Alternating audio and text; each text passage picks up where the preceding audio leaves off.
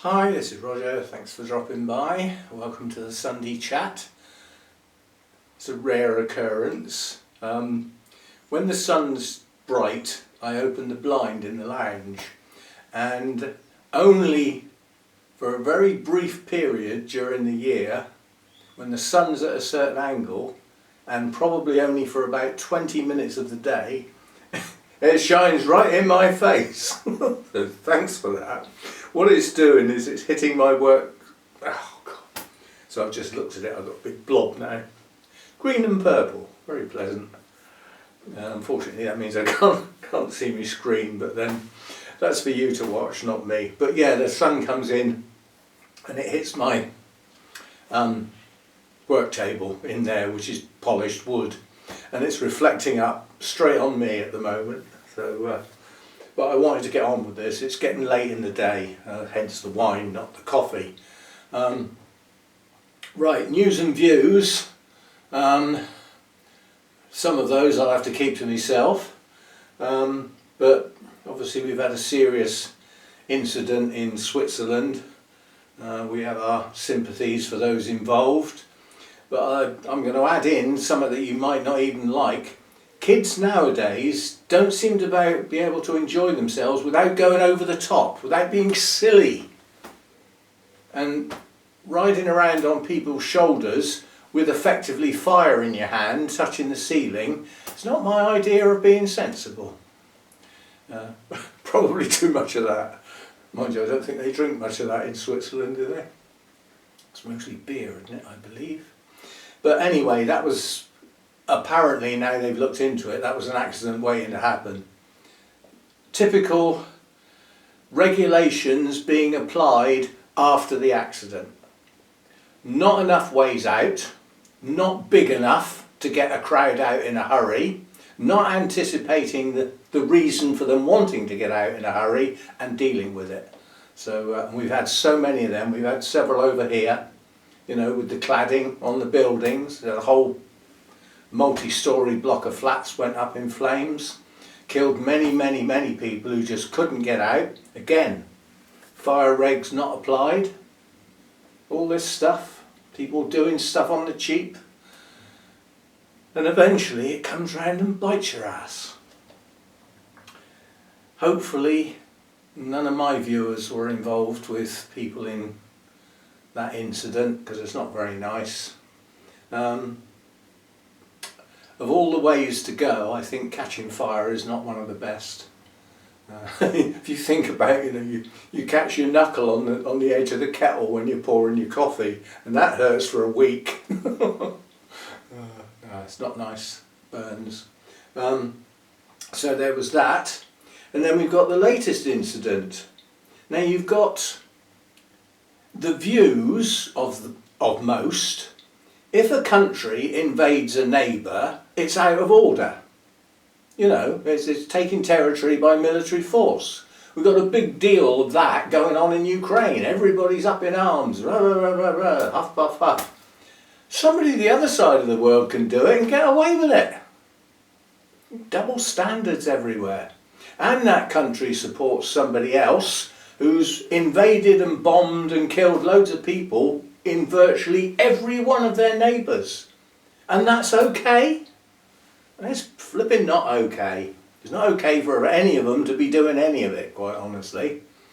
But there are countries that are obvious threats, and if that is one of your neighbours and you can do something about it, then perhaps you ought to.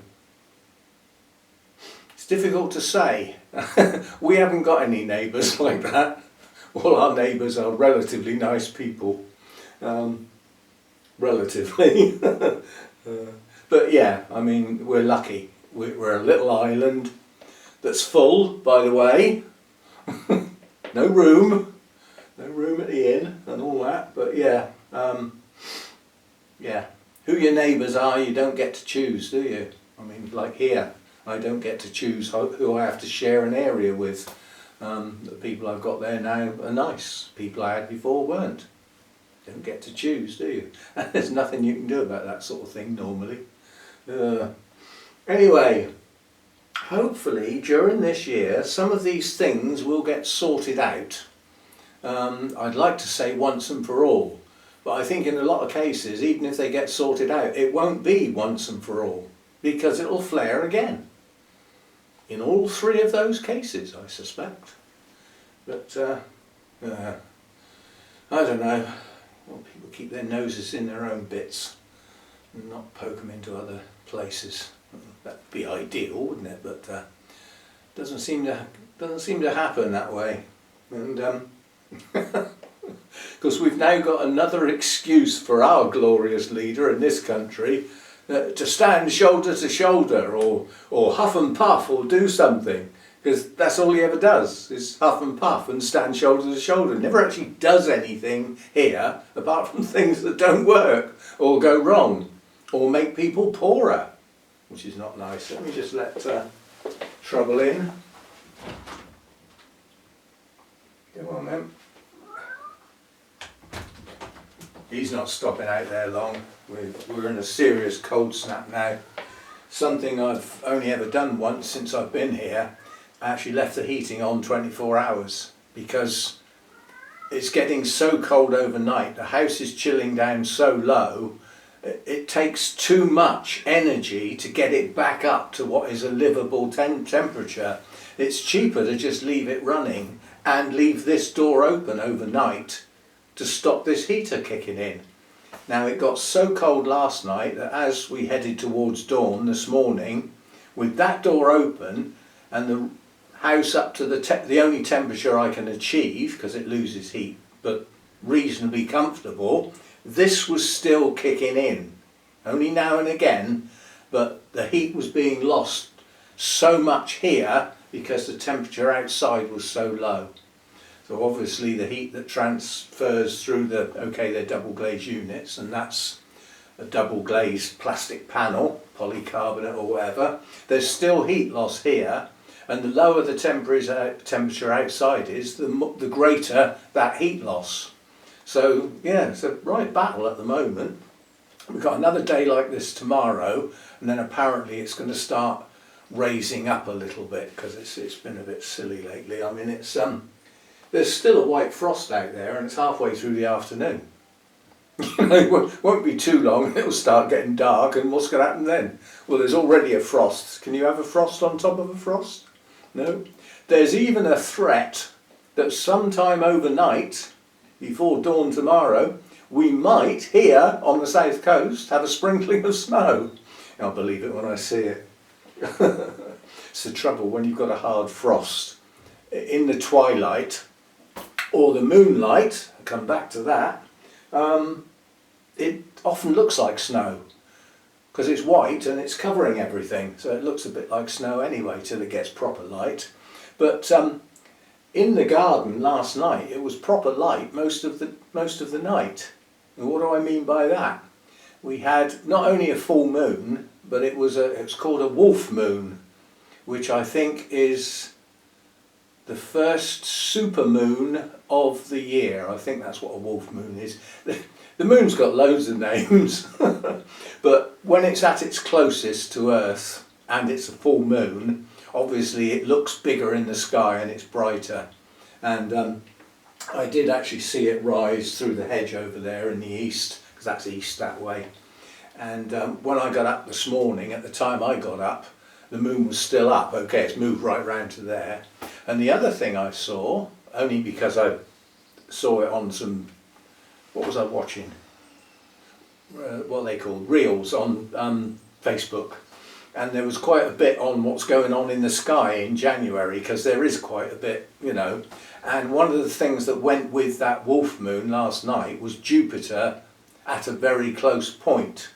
So it looked like a really bright star, not that far away from the moon, sort of like 45 degrees and down a bit, but you could see its colour. It's that close, because normally everything in the sky twinkles a silvery colour, doesn't it? We've got a green and red flashy one. It's not there all year round, and it's low. I think it's in the northern sky or northwestern sky when it appears, and it twinkles like everybody thinks stars do. Well, most of them don't. If if you look at them, they're steady light. But this one flashes green and red. It's only a tiny star, whatever it is in the distance, long way away. It could have blown up a couple of million years ago and we're still seeing it. Strange thing, speed of light and all that sort of stuff. But yeah, Jupiter was very large in the sky last night, and of course it will be for some nights to come, because the planets don't change position very quickly, whereas the moon does. I think it's an hour difference each day or each night. So it either rises an hour earlier or an hour later each night. So obviously its position given a time at like say midnight will change quite dramatically, but the planets don't change anywhere near as quick.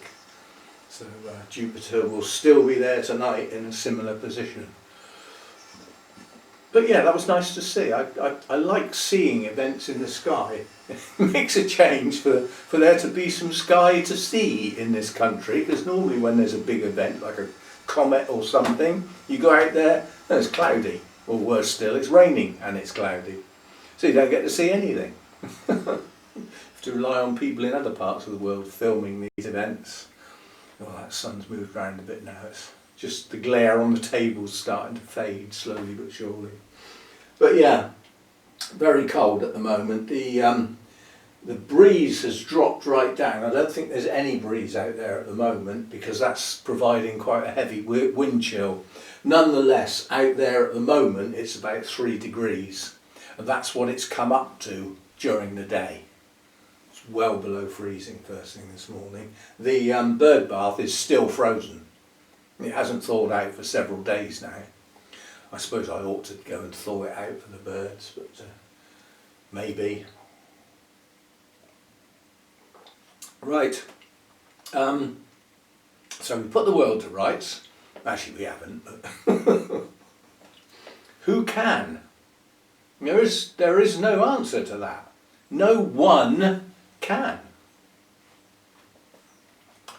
Yeah, so we've got things that aren't right that are probably going to stay not right for a long time. And things that do get put right now and again. And things do get better for some people. Hopefully this latest little conflict that's gone on could, in theory, be better for the ordinary people in that country. Because certainly there's quite a few countries in the southern part of America, South America, down through the little bit and into the first bit, the fat bit. You like my geography? Thin bit, fat bit. But there's quite a few of the countries there are heavily into drug running and drugs and everything like that. And obviously America, being a consumer country, give us some, we want to use it. Well, as long as people want to use it, there'll be people who want to supply it. And those suppliers are usually pretty nasty people. So, yeah, perhaps one country may now get a bit of peace, who knows. Yes, but it may have a temporary ruler for a while that it didn't ask for. We shall see what comes of that. It's early days yet, and of course when things like this happen over a weekend, you don't really find out what's going on till the news on Monday. That's when that's when everybody gets up and sort of does their proper job. And everything's fully staffed, so you start getting more information coming out, so we shall see. But certainly not nice what went on in Switzerland, especially given the time of year, you know, it's not good. And, you know, in a relatively small community type town that's full of holiday makers this time of year, you know. It's, snow on the ground in the mountains, we go and strap planks of wood to our feet and throw ourselves off the top. That's what we do. If you tried to explain that to an alien on another planet, they'd think you were stupid, wouldn't you? Oh, what, you hurtle down a mountainside with 2 planks of wood strapped to your feet? Or worse still, 1.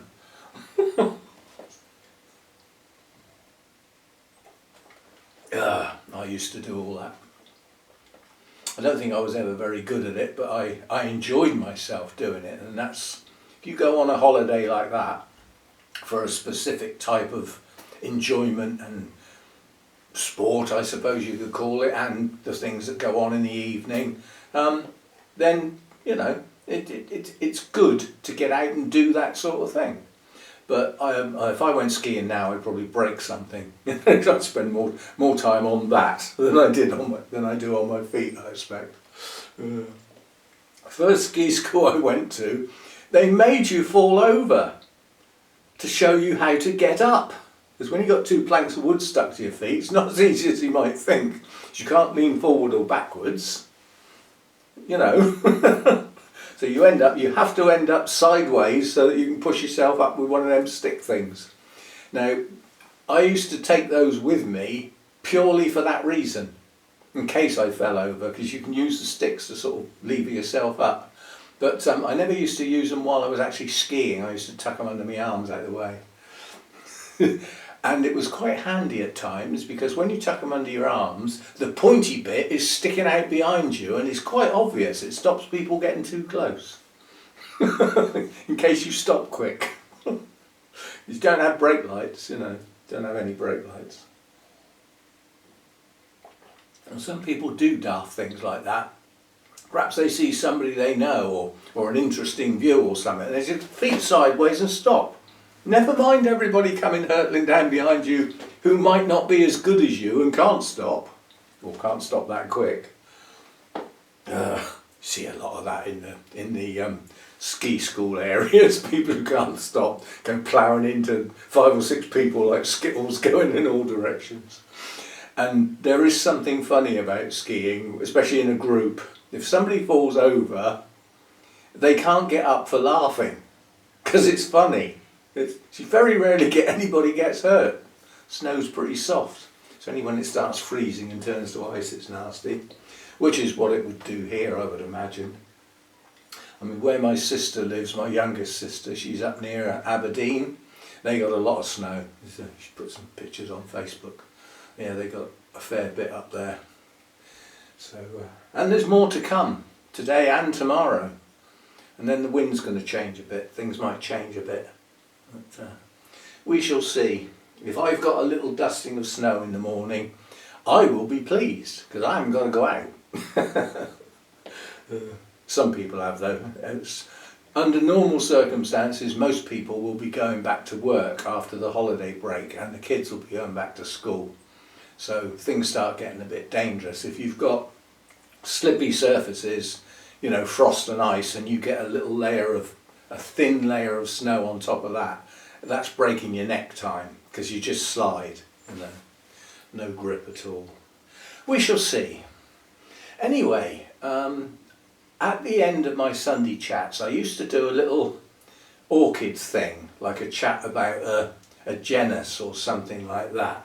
And I might start doing that again. So there was a little bird just shot past out there and I didn't see what it was. And I still didn't, because it's gone. Yes, so what I thought I'd do today is trying to do it from memory first. I'm going to go through the orchids I've got, hopefully in the sequence they are in my notes, which is sort of alphabetical, but not strictly alphabetical, because some are grouped together and they don't all start with the same letter. And just do what I would call a couple of sentences of a care guide. And it can only be simplistic, because I'm going to go through the lot.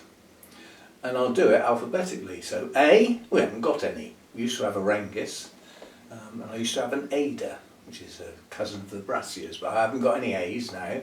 B's, we have Brassias, and I've got a species, an unnamed hybrid, and two the same, which are effectively Brattonias, which is Brassia crossed with Miltonia, which is a common practice because the Brassias have the long spidery petals and sepals, which makes the blooms themselves really large, but without much substance. Whereas if you cross them with a Miltonia, and they readily do that, you reduce the petals and sepals and make them wider. So you get a more orchid-like bloom. Still a bit spidery, but not quite as bad as the brassicas. Right, so that's B's. C's. We've got the cotyledons, getting quite a collection of those now. I've got more species than hybrids in that group. Don't seem to get a huge number of cotyledon hybrids. I suppose the species are readily available and the blooms are good on the species. So the reason for hybrids is normally to get bigger, flashier blooms. There's not so much of a need with the cotyledons. And then we've got cymbidiums. We've got quite a few of those now, and unless I can find some attractive miniatures, real miniatures, like my little showgirl, then I won't be getting any more because they just take up too much space.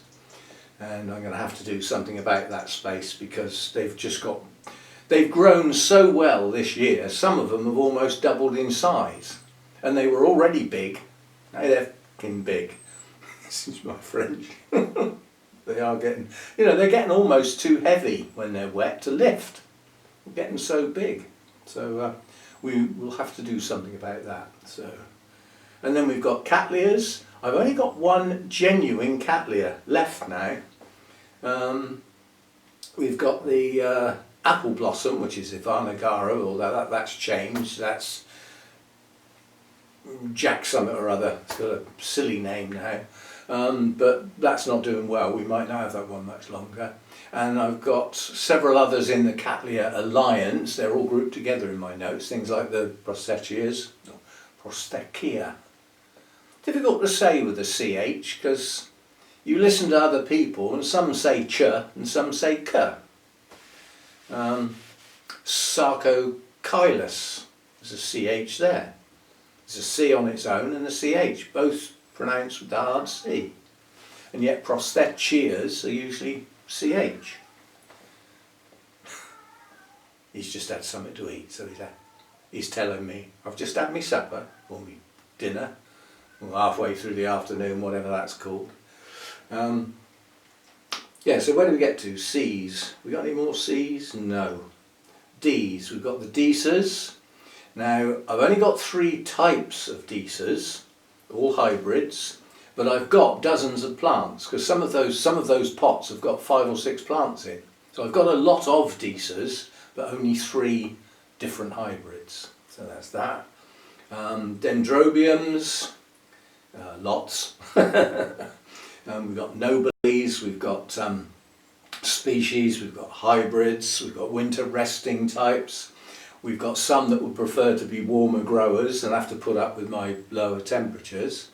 See, the thing is now, I'm not getting much difference between my night and my day temperatures. It's currently 16 in here.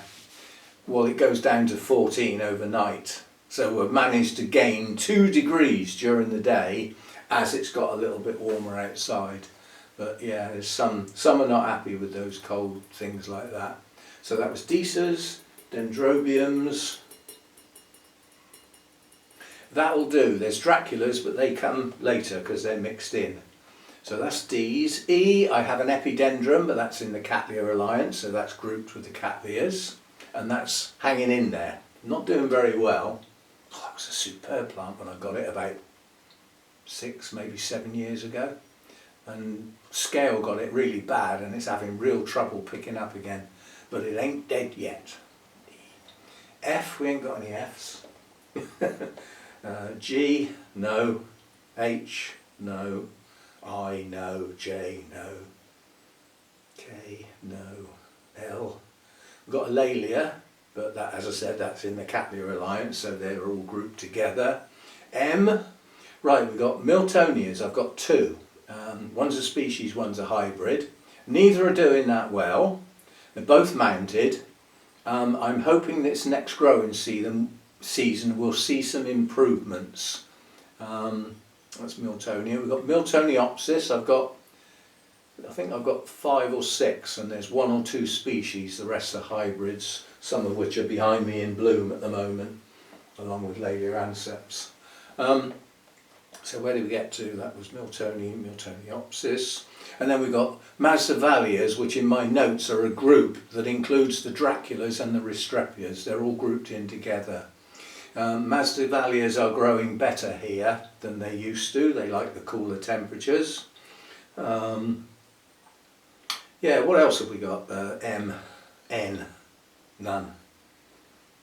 O, oncidiums obviously, and oncidium types, odontoglossums. Some of those. O, P, Pleones. We've got P's now. We've got Pleones. That's a new genus for I can say last year now because it's this year. This will be my first growing season with them, where they do, you know, come out of dormancy and hopefully come into bloom in some cases. P, Q, nothing. R, Restrepias, but they're in with the Masdevallias. S, Sarcochilus. We have one Sarcochilus. We went past P and didn't do the Phalaenopsis and the Paphiopedilums. Missed them out completely. The forgotten pair. I've got 5 Paphiopedilums, a couple of species and some hybrids, and the Phalaenopsis are all out on the kitchen windowsill. I personally haven't got any species, but Hannah's got a couple because some of those plants out there are hers. I just look after them.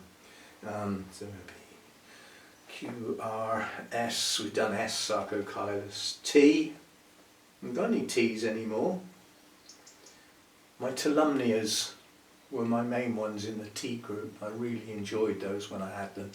Warmer growers, Caribbean, you know. It's probably not a good place to be growing at the moment. Yeah, so RSTU, no, V, I have a single Vanda, just the one, and it's just about hanging in there. It's putting up another new leaf at the moment, but it's not doing well. It may never bloom again, I don't know, it might do. It might just about be enough light. It's a matter of whether it reaches the stage where it could bloom at the time when I've got the most light, which is that sort of 3-month period when the sun gets on that roof, and then we might manage to get a spike. But and that's about it. V is about the last, isn't it?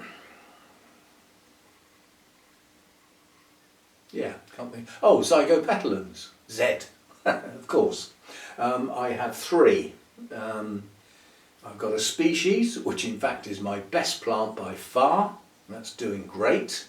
And then I have 2 hybrids, both of which are recovering just. They're not going downhill, but they're coming uphill very, very slowly. So they are actually recovering. And that's what I've got. Now the clever people that have been with the channel and follow it a bit closely over a long period of time, you can tell me if I've missed any. Because obviously if I've missed them, I don't know, I've just forgotten them.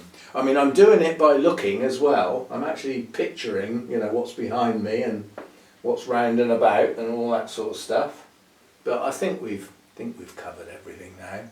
And as far as care is concerned, they all get treated as cooler growers now, even if they're not. They get watered infrequently, even the mounts, because it's so cold, and even the cooler growers are not growing much, and that's got nothing to do with the temperature, which actually suits them. It's to do with the amount of daylight they're getting, which is at its lowest point. Now, okay, we've gone past the solstice, that was back in December, so the amount of daylight is slowly but surely increasing a little bit each day, but it is a tiny little bit. And it's not really till we get about halfway through February that that rate of change starts kicking in, and you really start noticing the difference. Now, in my other place, that's when a lot of new growth would have started, but not here. It's not a dramatic enough change because I don't get any sun on the glass, and the sun therefore can't be getting higher in the sky and producing more light. I just get a bit more light, but it's the same light. It's not increasing, it's just slightly longer. each day. So my growing season doesn't start when it used to. It starts 2 months later. My growing season starts mid-April. Yeah, that's quite late in the year. And it means I don't get as much growth in a growing season as I used to get. And that can have a detrimental effect because canes don't mature to full size, you know, dendrobiums and things like that. But some do okay. Some do okay. Some do a lot better than others. But it does vary. But yeah, so my watering is greatly reduced around here all year round.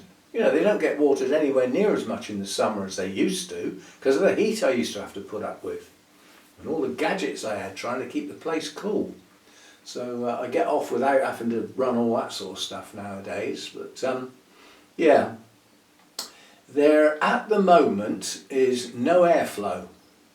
The only airflow is when that heater kicks in and the big circulating fan comes on with it, and that stirs the air up quite dramatically.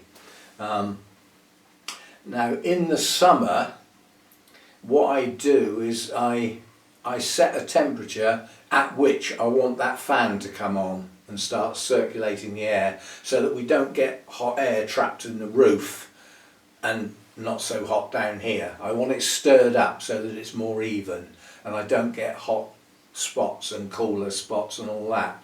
And the way I do that is to bump the thermostat up to sort of like 40 or something like that. Yeah, and then switch the fan so that the heater would turn the heater off but turn the thermostat up, and that means the fan would be permanently on, and then I just switch to manual because I'm here most days. So as it starts to get a bit warmer, I think let's put the fan on today and leave it on for a few hours, stir everything up. And it does actually cool things down a bit, so we do get some airflow. But I'm not as manic about it as I was around the other place. I had little computer fans dotted all over the place. They ran 24/7, and I had 2 big circulating fans round there, an inlet fan and an outlet fan to actually change the air, and it was all to try and keep it cool. Of course that lost all my humidity, so I used to have a huge humidifier. Hurricane Hector, if you remember, that sits in the shed collecting dust. I don't need it anymore. I will never need that volume of humidity in here because I don't lose it anymore. It's not getting sucked out with an extractor fan.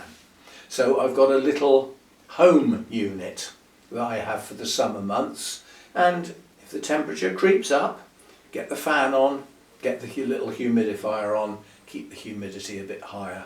So I can control the environment reasonably well for the type of plants I've got. And yeah, as far as light's concerned, top shelves have got brighter light than bottom shelves. So I can adjust lighting by depending on which shelf they're on. And that's subdivided into shelves that end and shelves not up that end, because if they're up that end they get brighter light. You've got light coming in from 3 sides. If they're farther back towards me here, then they've only got light coming in from 2 sides because all the plants are in the way. So it cuts one side down, cuts the light coming in from the end, so a bit less light. And then combine that with the shelves from the top through to the bottom, I can adjust my light quite simply, just by moving plants basically. Temperature, I'm in relative control of it, although it's not as good as I would like it to be, because I would like it to be warmer in the winter during the day, but I just cannot afford to run that thing at night as well as during the day. At the moment I'm desperately trying to avoid running it at all because it's kicking on in and out. Night time at the moment is very long, and if that's cutting in and out all night long, it's a ridiculous amount of money. And that's just to keep it at my minimum temperature. To then run it during the day as well would just be silly. I can't afford that sort of money. I haven't got it. You can't have what you haven't got. Yeah, so I've gradually got used to this place as time's gone on, and I'm relatively in control of it now. I'm still going to lose some plants. I mean, I've got some plants now that are looking a bit iffy. They might come back, you know. I mean, I'm staring at a mount now that's lost all its leaves. Now, okay, it's a semi-deciduous dendrobium, but it's lost the 3 leaves at the end of a cane that was growing. So it's lost its growing tip. Those leaves rotted. So that plant's not happy. But if it can manage, if it's got enough energy stored in the canes to push up some new growth from the base, it might recover. Who knows? You just have to wait and see. And I don't worry about individual plants like I used to. I haven't got the time or the patience to do that amount of worrying.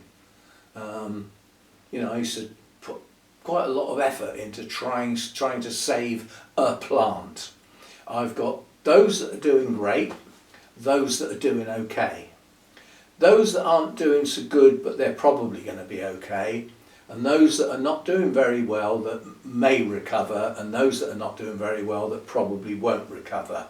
They are sets of plants. Luckily, those at the bottom end are nowhere near as numerous as the ones at the good end.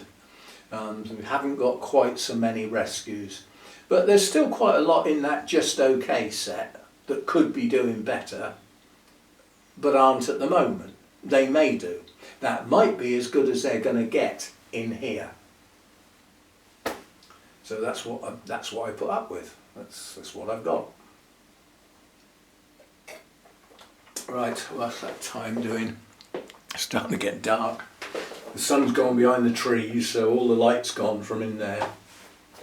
Which means I've now got to close those blinds, because when the sun's streaming in that window, whatever the sun heats up and gives off some heat into the room and is useful. As soon as it's not there, I'm losing heat out of that window, so I need to close the blinds and try and keep as much of it in as possible.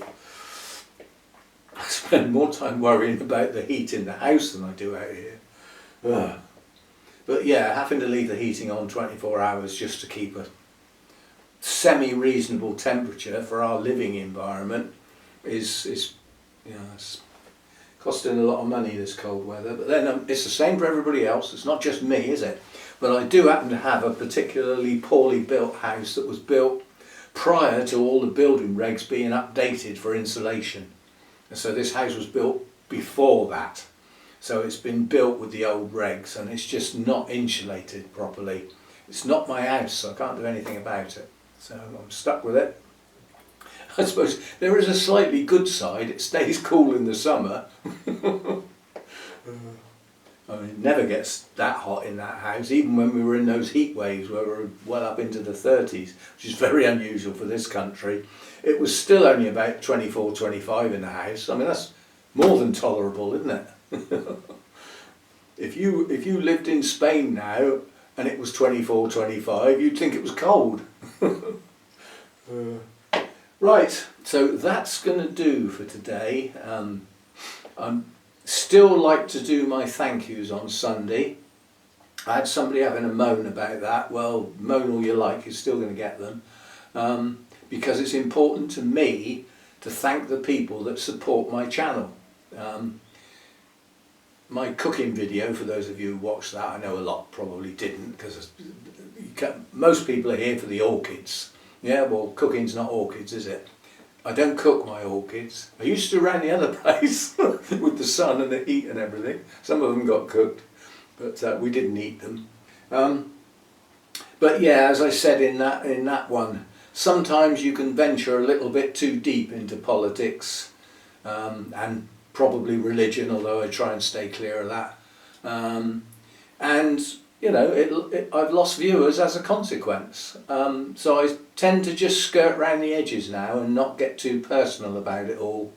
But when you're in a so-called democratic country, whoever leads it was elected, and the majority decided that that's who they wanted. Now I sometimes stop and think that, is that the best you could come up with? That was your choices, was it? Those two or those three, that was it? Out of your whole country, that was the best you could do? And you end up voting for the best of the worst. which is awful really, isn't it? It would be nice if your leader shone out as so much better than any other choice, and then proceeded to be just that. Because it all changes when they get elected. Suddenly they become not Mr. Nice Guy, necessarily. But yeah, so thanks for supporting the channel, however you do that. Many ways, many people are getting involved with all of those ways. Watching the video, that's supporting the channel. Leaving a comment, extra support. Doing a thumbs up, extra support. Subscribing, extra support. If you do all 4 of those, you are doing, oh, and the hype. Don't forget the hype's the new thing. If you do all 5 of those for your favourite channel, that's as much as you can do without spending any money. And that's not bad stuff, is it? Yeah? Each one of those helps the channel. Yeah? And like I say, the more of those 5 that you do, the more help you're providing as an individual to a particular video on a particular channel. So, there you go. They're right in front of you right now. Thumbs up, subscribe. They're both there, both buttons. And I've explained how to do the hype. I'm not doing that again. I'm getting fed up with doing that. I still get people saying I can't find it. Well, there's enough instructions around now. YouTube still haven't moved though. From when they first released it, it's still only in that one place. You still can't get at it anywhere else. So I don't know whether that will ever happen. Because of the way it works, it's a swipe function. Well, you can't do that on a laptop, which means you've got to be able to click on something, which means there's got to be a load of extra code provided to allow that button or whatever to be able to click on with a mouse, because most laptops are not touch screen. Some types of looky-likey laptops, tablets and things, they might be touch screen and you might be able to swipe on those. I know nothing about those because I haven't got one. I don't want one. I've got a perfectly good laptop, thank you. And I like my mouse. I like pointing and clicking and dragging and dropping. And those who only use a phone don't know what the hell I'm on about. Anyway, that's your 5 functions that are free to do. All of them. In amongst that is watching some adverts, or some of the adverts. Yeah, because that's the bit that helps the creators get some pennies for their efforts. And then on top of those things, you've got the contributions to your favourite channels, which is becoming a member on YouTube, and in my case, becoming a member on the Patreon site that runs alongside. I don't ever expect anybody to be a member on both. You gain nothing. You're better off making a bigger donation on one of them rather than messing about with 2. I don't know anybody that's tried to do that. But some people have changed, so they cancel a membership on one to become a member on the other one, for example. That does happen now and again. And if you get to choose, and you're thinking of becoming a member, personally I would prefer you to be a member on the Patreon site. First of all, you get extra videos on there because you get this one, which I post ad-free on the Patreon site. So you get that on top of the members only videos, and it's cheaper to actually be a member on that site, and I get more of your contribution. So it's a win-win-win-win. But I have heard that some people have gone to join and can't because it only accepts certain payment methods, and some people don't have that payment method, so can't become a member on Patreon. I'm not quite sure on the detail on that. But it seems a bit daft that they're restricting payment types.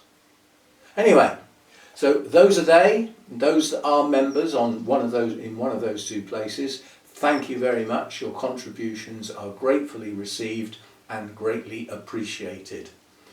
And I would like more on both. But there's nothing I can do extra on what I already do to try and encourage people. All I can do is politely ask that you might consider becoming a member and adding in a small contribution for a channel that you particularly like. And if that's mine, great. Because the number of orchid channels is getting a bit thin on the ground, isn't it?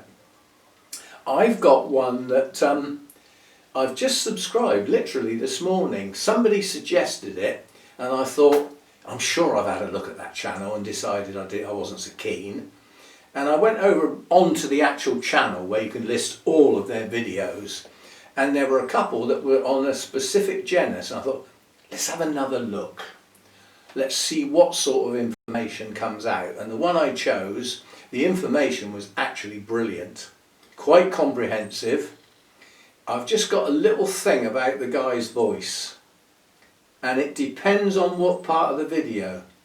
It seems to be a bit of an act at the beginning, and it's a bit effeminate, is that the right expression? I don't even know if I'm allowed to say that now. A little red dot. Be careful what you flipping say, in case you offend anybody.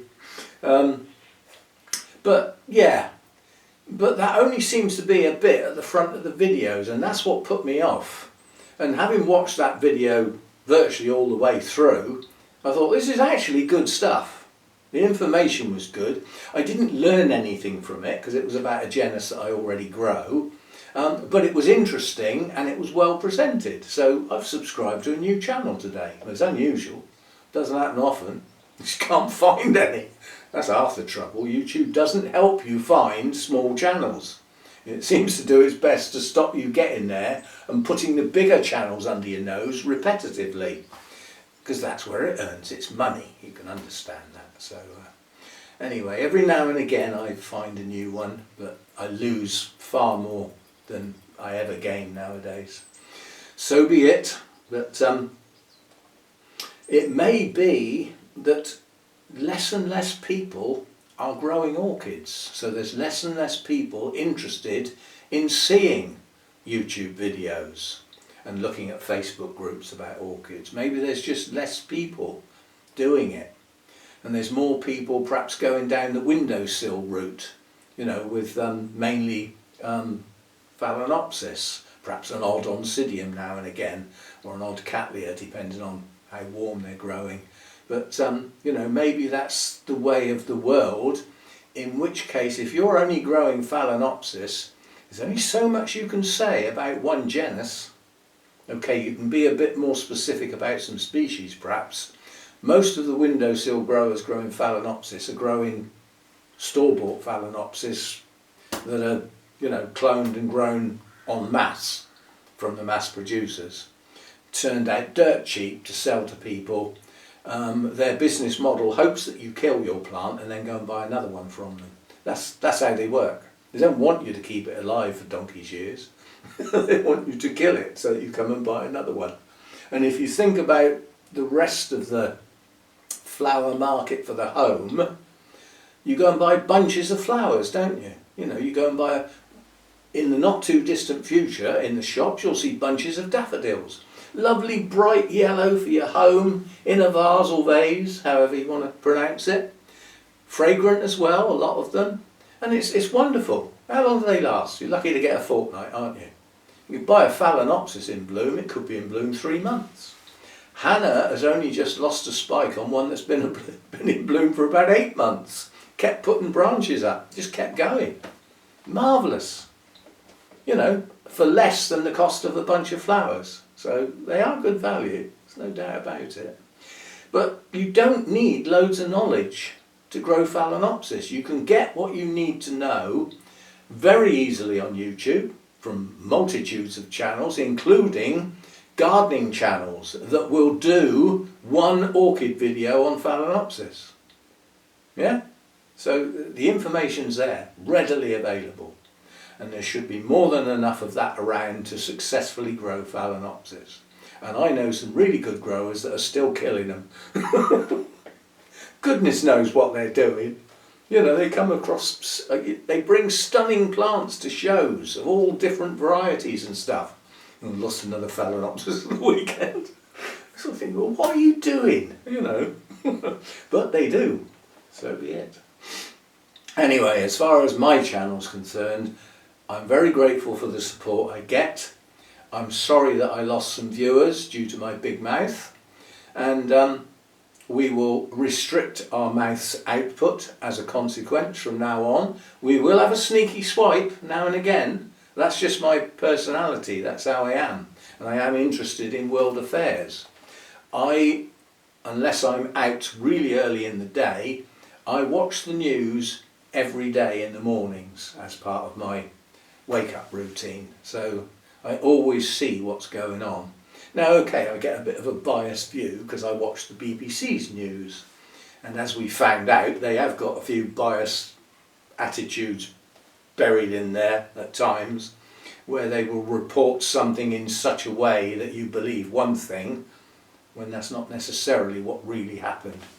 And the big deal, which they're getting sued for, and rightly so, for once I'm supporting the big man over there, because he made a speech and the BBC edited it in such a way that the way it came over when it was shown on that programme was inciting violence, because they merged bits together to make sentences that were never said.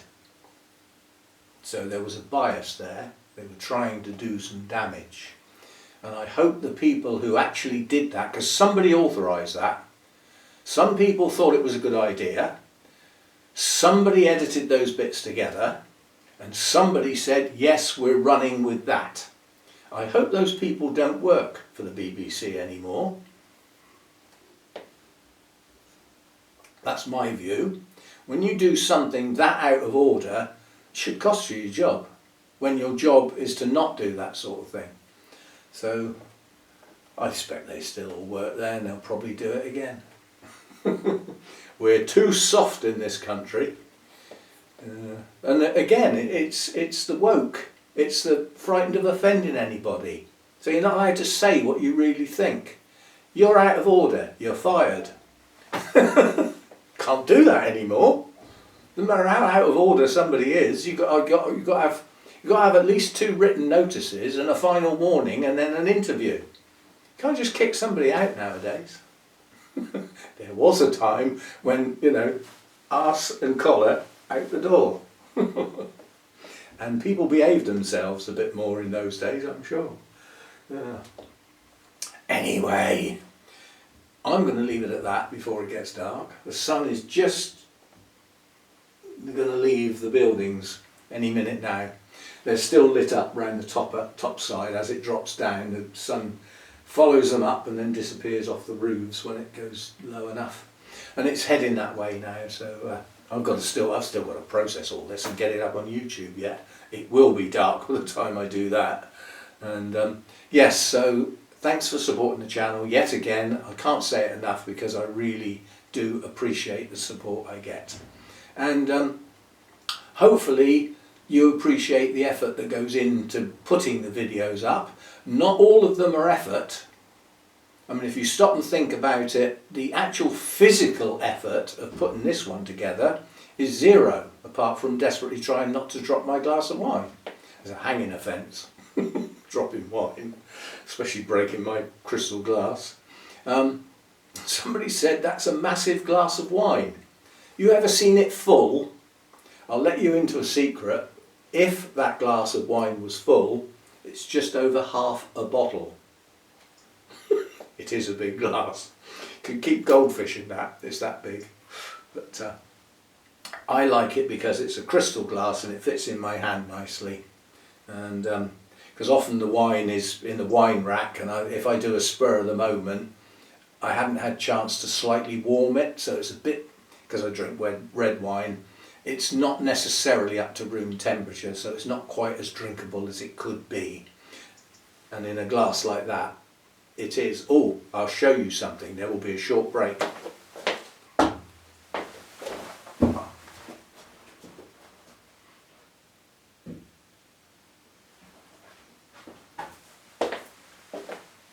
Now Now this is a rarity because this doesn't normally exist in my house. I don't buy this sort of stuff.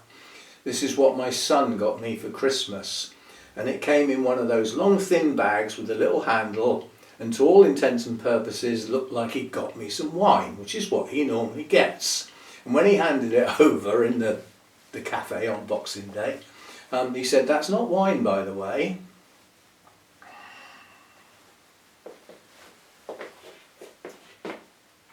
That's what it is. And I've done a quality assurance. I had to make sure it was okay. And it's very nice. In fact, I would say that is the best cognac I have ever tasted. I don't think it was cheap. I haven't looked it up because that would be rude. It's a present. But it is absolutely gorgeous. It's got a real vapour coming off of it, but it drinks so smooth. It's absolutely gorgeous. It will last me quite a long time because I have a drop at bedtime, or just before bedtime, not in bed, and not every night, so it should last me quite a while. But it is absolutely gorgeous. Never heard of the type, I must admit, but yeah, so that was my Christmas present from my son. And it is rather nice. So I don't normally drink. I normally have, if I've got any wine left over from my evening meal, sort of 5 o'clock, 6 o'clock time, there's a bit of wine left over, I'll finish that off while I sit down and watch a bit of TV until I either fall to sleep or go to bed and fall to sleep where I should be to fall asleep. But that doesn't always happen. But I don't like to drink too much into the afternoons and evenings because it means I'll have to get up in the night and disturb my night's sleep, which I'm desperately trying to avoid.